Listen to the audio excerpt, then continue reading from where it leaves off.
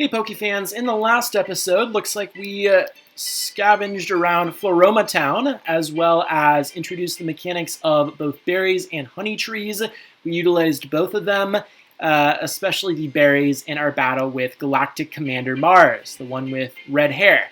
We beat Commander Mars, and we saved a little girl's father from not having any breaks from work, I guess. I don't know. Now, special Pokemon here that can only occur on Fridays, starting on the Friday after you defeat Commander Mars. This Pokemon is called a Drifloon, and we're going to go ahead and catch it. But before we do, we're going to save the game. Even though I'm on an emulator, I don't really care. I'm going to save it nonetheless. And actually, we need to stop at the Pokemart and get more Pokeballs. I don't think this thing has an exceptionally low catch rate. I think its catch rate is fairly decent. However, why risk it?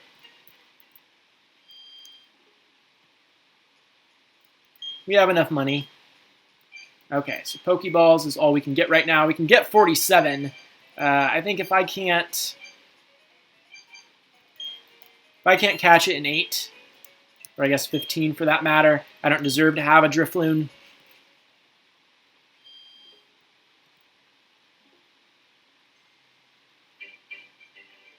All right, and let's just dive right in. Now, if you'll notice in the background, that honey tree looks like it is shaking pretty vivaciously. We're going to explore that after this. Let's go ahead and do this. I'm excited. Now, this is not a legendary. It's not an event Pokemon, but it is rare because this is the only place you can get a Drifloon, and only on Fridays. If you defeat this, you have to wait until the next Friday or somehow trick your game into thinking it is Friday. If you're playing on an emulator, you have to restart your time and date settings. So I'm going to go with a Bite. This thing is a Ghost flying type. Dark is super effective against Ghost. Looks like I'm pretty weak from that Commander Mars battle, which I did not heal up from.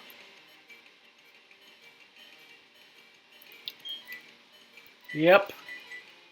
We're going to heal up.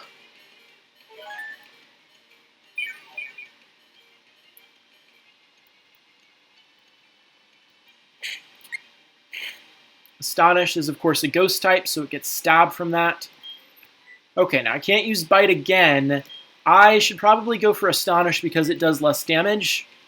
And it uses Minimize, which increases evasiveness, where it lowers the chance that you're going to strike with an attack. Okay, so now we got it in the red. Let's start chucking Pokeballs at it.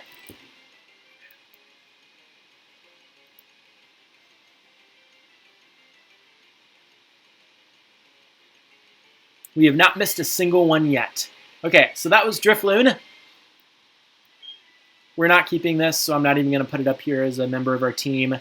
Yes, unfortunately. I have tried playthroughs with a Drifloon, but it is the balloon Pokemon. As I said, Ghost and Flying. It's a foot tall. It's about 3 pounds. And it says, because of the way it floats aimlessly, an old folktale calls it a signpost for wandering spirits. Now, if that wasn't creepy enough, there are other accounts of this, which I may or may not be displaying right now. And these are creepy because some of them mention taking children away, never to be seen again. So this Pokemon has some lore behind it. Now, since I'm not going to be keeping this, it's not going to be a member of our team, I'm going to decline giving it a nickname. And then I'm going to go heal up. See you in a minute. Alright, so we're back in Floroma Town, and I thought I would just kind of explain the mechanics of honey trees one more time. So, if you have enough honey, you can slather trees, yellow trees, with that honey, and wild Pokemon should be attracted to that. Now, in a day, or however many hours it is, depending on how vivaciously the tree is shaking, that is going to correspond to the rarity, the rareness of the Pokemon that you're going to encounter. So just like wild Pokemon have percentage rates or probabilities associated with how frequently they appear in the wild, so too do honey trees. So if you want to kind of cheat the system, you can actually save the game. And if you don't like the Pokemon that you get, restarting it will give you a new encounter. I don't know if I'm cheap enough to do this. I was in the last playthrough I did of this, but it looks like it's shaking pretty viciously, so we'll kind of see. Like I said, our next team member may be on one of these trees. I'm not sure yet. but let's just encounter it. It'll be a new encounter most likely. You just click on the tree and a Burmy! That's not what I wanted, but we're going to go for it anyway. Do not make Burmy a member of your team. It is extremely weak. I think it is also bug and grass. When it evolves, it has a couple of different types that it can undergo. But yeah, not terribly impressive. Unless it uses Protect. Then it's still not impressive, but it's just annoying.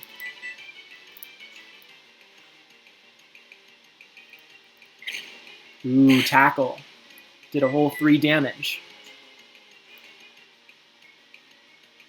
Darn it, I thought that would 2-shot it. Okay. Now after that, you have to then slather the tree again with honey. Yep, so it automatically just asks if you want to slather the bark with honey. Now, is that man still there? No, yes, he is. You can buy honey from him. So I want to buy 10, so that's $1,000. I say that's worth it. We haven't encountered too many honey trees, but sure. Now, there's that other honey tree, and if I'm not mistaken, that tree looked like it was shaking more than this one.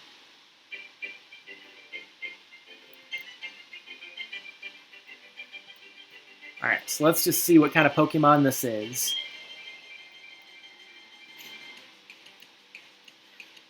Okay, a Combee! Now, Combees are fairly, I don't want to use the word rare, I would say moderate with Combees.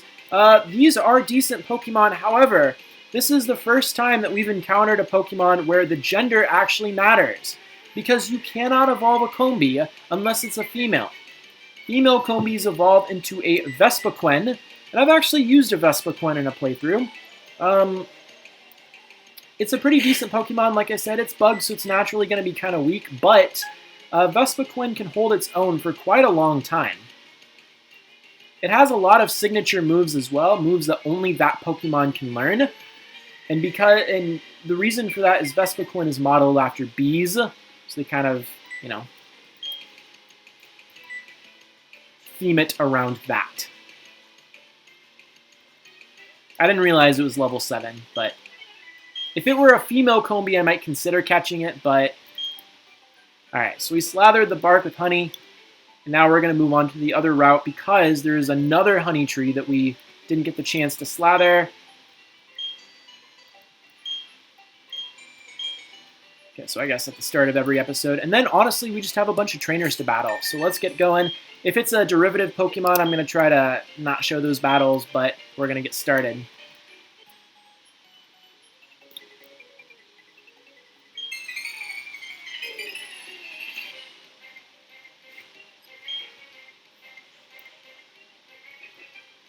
Okay, it's a Ponyta. Fine. Okay, Ember's a pretty good Fire-type move. This thing can pack a punch if it wants to, but it evolves at level 40, so not the best, but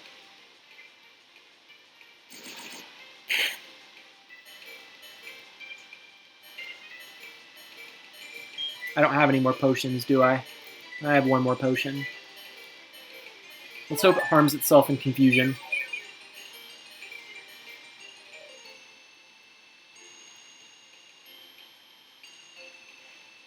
Now, I believe the Pokemon that you can encounter here are pretty standard, except for Shellos, which again is a water type, and the Pachirisu, that electric squirrel. And this is our second encounter with a status affliction, Burn. So you take damage at the end of each turn with Burn. Okay, well, I don't really know what to do now. Okay, well, Zubat faints. I believe this is our first time that a Pokemon's fainted.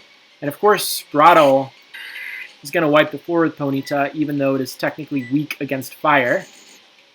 Can take this. Oh yeah, easily. Bye, Ponyta. What? It survived that? Oh, man. Imagine if this were a critical hit and I got burned. That was pretty tough. 456 experience. Man. I'm actually going to need to go heal up and buy some more potions. Alright, let's try that again. And of course we encounter a wild Pachirisu.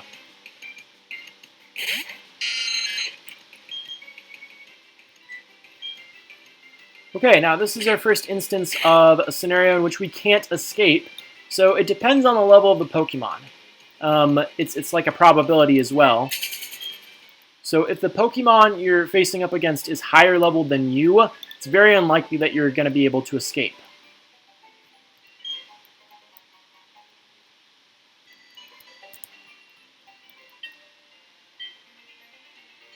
Alright, now these Mountaineers typically have Rock-type or Ground-type Pokemon, so it's probably a mistake to start a battle with one. Yup. But it's not like I know any flying moves anyway.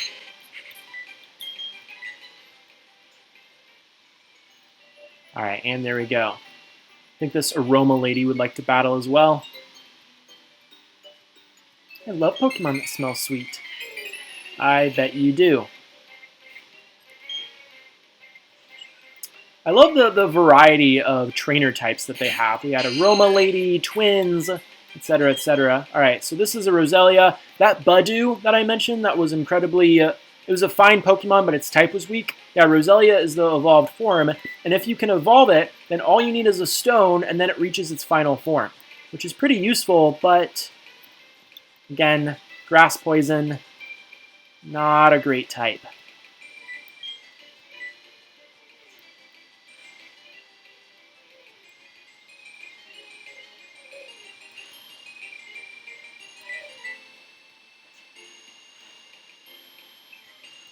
Bye, Roselia. You will be missed. 456 experience points. Did you understand what I meant? Didn't my Pokemon smell nice? Sure.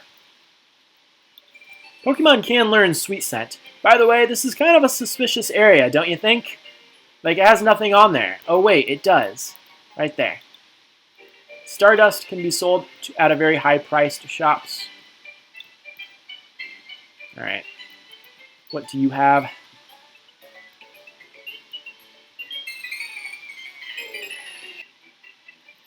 Nothing of import. Just a Bidoof and a Pachirisu. And a Heal Ball. That is the most useless Pokeball in existence. In addition to, like, let's say that in order to catch a Pokemon, you obviously have to make it sustain some damage. So the Heal Ball will heal it as soon as it is captured. But the problem with that is that you could just have it go to the Poke Center and heal it directly. So Heal Balls are useless. They're just, I guess, aesthetically pleasing. Okay, we have not seen an Aipom before. Platinum kind of introduced a bunch of new branches of evolution that Diamond and Pearl did not. So, Aipoms are incredibly good Pokemon, in my opinion. I mean, Ash had one, so can't be too bad. And we have missed twice in a row. Yeah. If you want one, catch one. That's all I have to say. There is a downside. It is a normal type, which means even if you're able to do stab, normal types are not super effective against any other type in Gen 4. I'm really getting unlucky.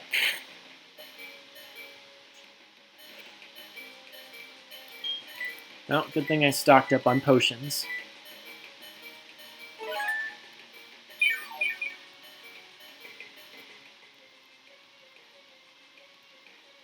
How is the only thing that you can do to me Astonish? It's like 30 damage. It's not a stab. Well, at least you snapped out of confusion. I was wondering about that. Okay, one more bite should take it out.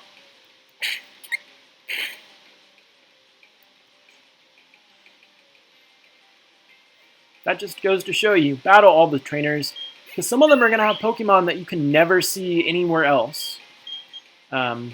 Yes! It finally gets to learn a Flying-type move, and a pretty decent one at that. Wing Attack is a great starter Flying-type move. Typically, the first Flying-type move you learn is Gust. I think that does 40 damage. This does 60 damage, and it is physical. Of course. We're going to get rid of Leech Life. Bye, Leech Life. I leeched your life. Alright. Finally, we can do Stab, and we can be super effective against a lot of types, including the next gym leader. I'm so happy about that. Okay, not you. In fact, you were going to switch Pokemon. You're going to have rock types, and I don't care. By the way, if you try to run past trainers, they are more likely to, turn directions. Piece of cake.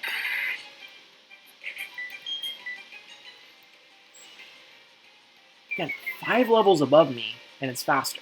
Or 5 levels below me, and it's faster.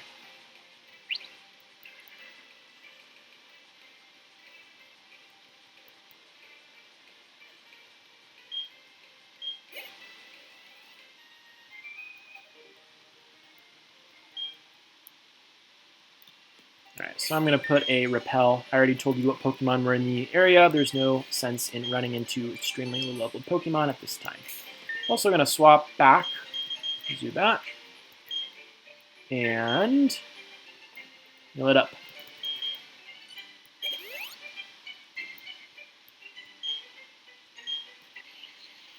And this trainer type is a Battle Girl. Usually Battle Girls have fighting types, naturally.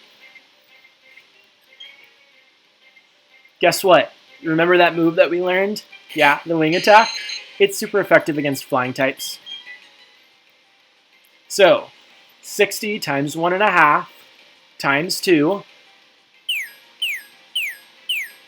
does a lot of damage. So with Stab, 1.5 times the 2, that's going to do 180 damage, base damage.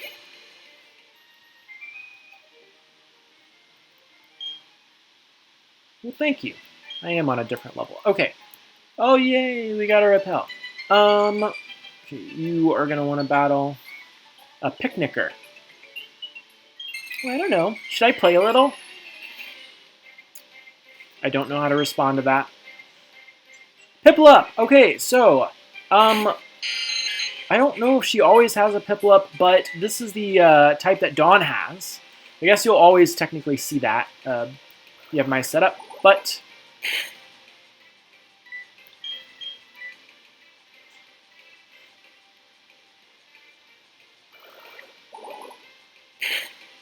So Bubble is extremely weak.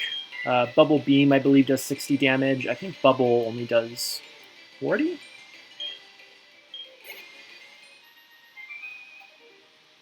Oh, boo. How insulting. Okay, I think this house allows you to heal up your Pokemon. Yep.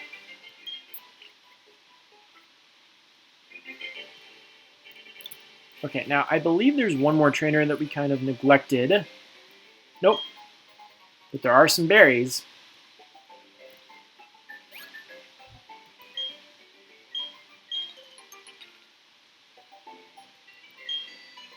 Pekka berries heal poison. Oran berries, as you saw in the last episode, restore 10 hit points.